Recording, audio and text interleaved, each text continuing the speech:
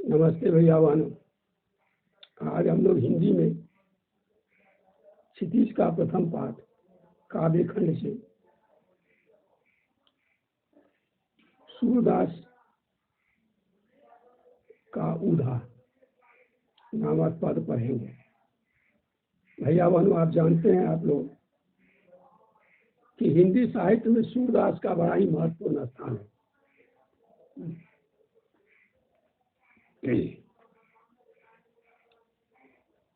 ऐसा माना जाता है कि सूरदास का जन्म 1418 ईस्वी में हुआ था और उनका निधन 1583 ईस्वी में परसौली में हुआ था। सूरदास के द्वारा अनेक ग्रंथों की रचना की गई थी, इसमें सूर सागर, साहित्य लहरी और सूर सारावली ये मुख्य थे। इसमें सूर सागर सर्वाधिक लोकप्रिय हुआ है। इसी सूर सागर से यह पद ऊधा लिया गया है। सूर सागर के भ्रमर गीत के 4 पद यहाँ लिए गए हैं। जब कृष्ण मथुरा गए तो वह वहां से खुद न लौट के गोपियों के लिए उद्धव के द्वारा संवाद भेजते हैं।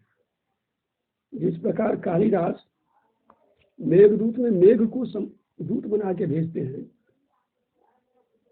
तो वह एक परिकल्पना है। मेघ को भेजना एक परिकल्पना है, लेकिन यह वस्तुतः श्री कृष्ण उद्धव को भेजते हैं गोपियों के पास। उद्धव जो है वह श्री कृष्ण का परम भक्त है, लेकिन वह निर्गुण भक्त है। भक्त 2 प्रकार के होते हैं, एक होता है निर्गुण, एक होता है सगुण। निर्गुण का मतलब होता है कि जिसका कोई आकार नहीं है, वह किसी आकार का जो है कि स्मरण नहीं करता है, उसके आगे कोई चित्र नहीं होता है। लेकिन सगुण का मतलब होता है सचित्र, वह सद्य प्रत्यक्ष अनुभव करता है। वह प्रत्यक्ष कृष्ण का जो है कि कृष्ण की भक्ति करता है। हम लोग जैसे मूर्ति पूजा करते हैं, भगवान के विभिन्न प्रकार के चित्र को देखते हैं, फोटो रखते हैं, उनकी पूजा करते हैं, ये सगुण है, यानी सदैव हम लोग सगुण में विश्वास करते हैं। लेकिन उद्धव जो था वह निर्गुण भक्त था। इसलिए जब वह गोपियों के पास संदेश लेके आता है और तो वह गोपियों को वह निर्गुण ब्रह्म एवं योग का उपदेश देकर गोपियों की विरह वेदना को शांत करना चाहता है। लेकिन गोपी जो है वह ज्ञान मार्ग के बजाय प्रेम मार्ग को पसंद करती है, अर्थात निर्गुण के बजाय सगुण को पसंद करती है। इसलिए उन्हें उद्धव का जो है कि उपदेश पसंद नहीं आता है। वहां एक भौरा आ पहुंचता है और यहीं से भ्रमर गीत प्रारंभ होता है। तो भ्रमर गीत का जो है, गोपियों ने भ्रमर गीत के बहाने उद्धव पर व्यंग किया है, उस पर व्यंग्य बाण छोड़े हैं। और पहले पद में गोपियों की यह शिकायत वाजिब ही लगती है कि यदि उद्धव कभी स्नेह के धागे से बंधे होते तो वे हम लोगों की विरह को समझ पाते, हम लोगों के दुख को समझ पाते।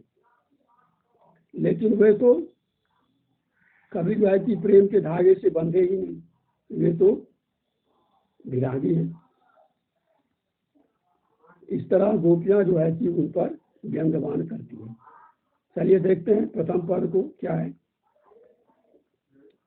प्रथम पद में कहा था उद्धव तुम हो अति बड़ी भागी। गोपियां कहती है उधो तुम बहुत बड़भागी हो, बहुत भाग्यशाली हो। क्यों बहुत भाग्यशाली हो?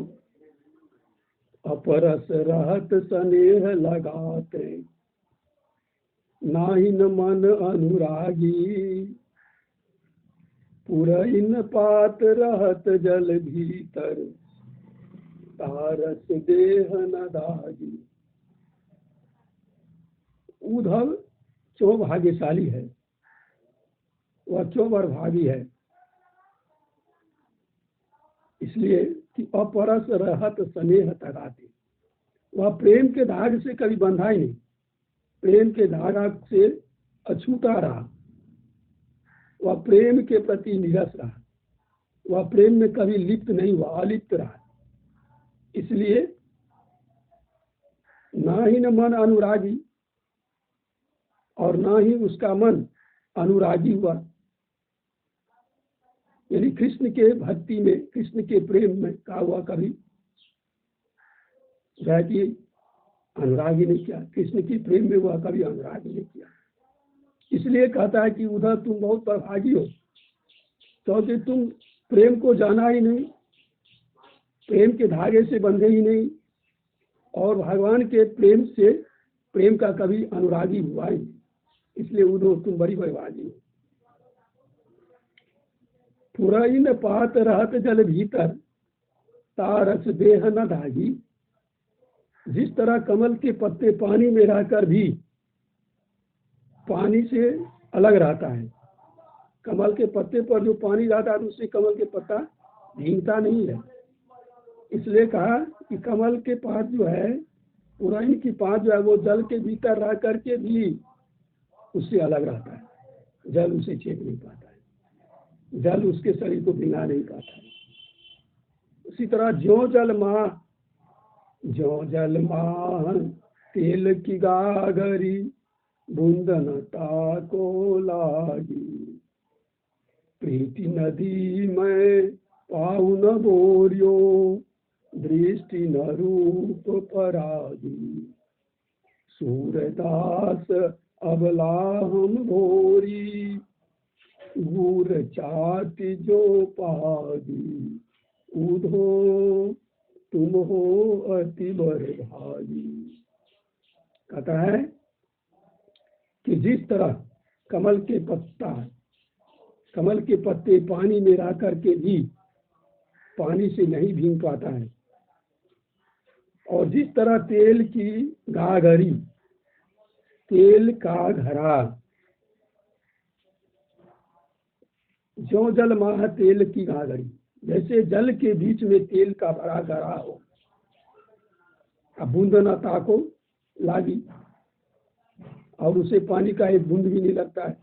पानी के बीच में रहता है तेल का घड़ा भरा हुआ, लेकिन उसमें पानी स्पर्श नहीं कर पाता है। यहाँ पर जो है कमल और तेल का घड़ा, यहाँ उपमा अलंकार है। तेल के घड़ा और कमल के पत्ते को ऊधो की तुलना की गई है कि जिस तरह तेल के घड़ा पानी में रहकर भी, कमल के पत्ते पानी में रह करके भी उससे संपर्क नहीं कर पाता है, उसका प्रभाव उस पर नहीं पड़ता है, उसी तरह आप जो है कि कृष्ण के प्रेम में कभी आपका कृष्ण का प्रेम जो है आप पर कोई प्रभाव नहीं पड़ा। यहाँ पर उपमा अलंकार है। कहता है प्रीति नदी मैं पाऊ न बोरियो। प्रेम के जो नदी है, प्रीति नदी, प्रेम की जो नदी है, उसमें मैं अपने पैर को नहीं डुबा पाया। दृष्टि न रूप परागी। प्रीति नदी में पाऊ न बोरियो। प्रीति नदी में तुमने कभी पैर ही नहीं रखा। अदृष्टि न रूप परागी, और तुम्हारी दृष्टि जो वो परागी नहीं है। परागी मतलब जो पराग को प्राप्त करता हो, जैसे भ्रमर फूल से पराग को प्राप्त करता है, इसलिए उसको परागी कहा जाता है। तो कहता है भ्रमरे जैसे फूल के रस को पराग को पीने में मुग्ध हो जाता है, इसलिए उसको परागी कहा जाता है। तो इसलिए उद्धव को कहता है कि आपने कभी प्रेम की नदी में कभी पैर ही नहीं रखा, अदृष्टि न रूप परागी, और आपकी दृष्टि कभी मुग्ध होने वाली नहीं है। आपने प्रेम में अब जो है कि प्रेम में आप कभी मुग्ध नहीं हुए, आपकी दृष्टि जो है वह प्रेम का नहीं, प्रेमी का नहीं है। सूरदास अबला हम भोरी घूर चाटी ज्यो पाजी। सूरदास जी कहते हैं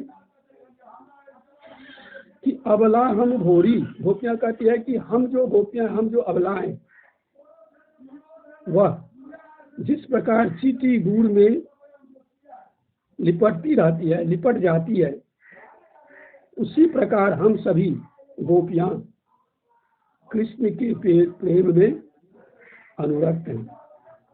हम तो कृष्ण के प्रेम में अनुरक्त हैं। इसलिए हे उद्धव, आपने जो यह निर्गुण उपदेश हमें दिया है, ब्रह्म योग का जो उपदेश आपने दिया है, यह निरर्थक है। यहाँ इन सब शब्दों के साथ गोपियां जो है वह उद्धव का जो है कि उद्धव पर व्यंग करती है। ठीक है भैया, हम समझ गए। अभिप्राय इसमें यह है कि उद्धव जैसे निर्गुण भक्ति करते हैं तो गोपियां वो निर्गुण भक्ति नहीं करती है। सूरदास भी वो निर्गुण भक्ति नहीं करते हैं, वह सद्य कृष्ण के प्रेम में जो है कि डूबे रहते हैं। ठीक है भैया बहनों, कल और पढ़ाएंगे दूसरा पर। आज इतना ही, नमस्ते।